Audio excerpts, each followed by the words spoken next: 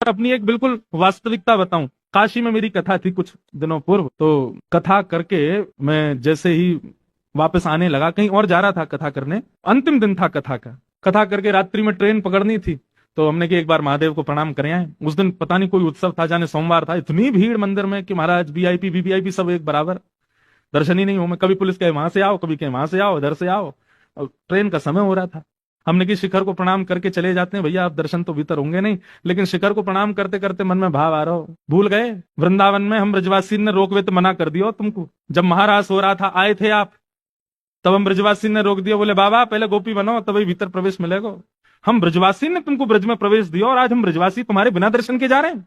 सत्य बात बता रहा हूं मैं। ठीक है, शिकायत करूंगा तुम्हारी, जाके ललता विशाखा थे शिकायत करूंगा, श्री जी थे। हम ब्रजवासी गए, काशी में जाकर कथा करी, दर्शन करवे गए, और बाबा इतना अहंकारी है, हमें दर्शन ही ना दे रहा हो, भीड़ में बैठो है, बस इतना कह करके मैंने देखेंगे अब क्या आई हो तुम वृंदावन में।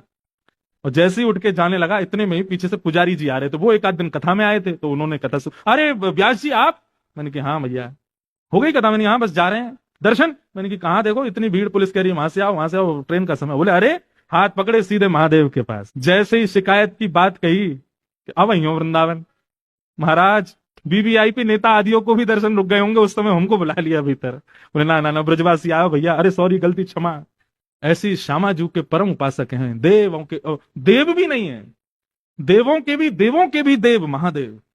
वो जिन श्री जी के चरणों का स्मरण करते हैं, तो सोचो श्री जी कौन है। आजकल के लोग फालतू सिनेमा देखते हैं, उसके बाद वृंदावन आते हैं। आपको श्री जी समझ आ जाएंगी? आपको ये अद्भुत प्रेम ये समझ आएगा? कभी कभी नहीं आ सकता।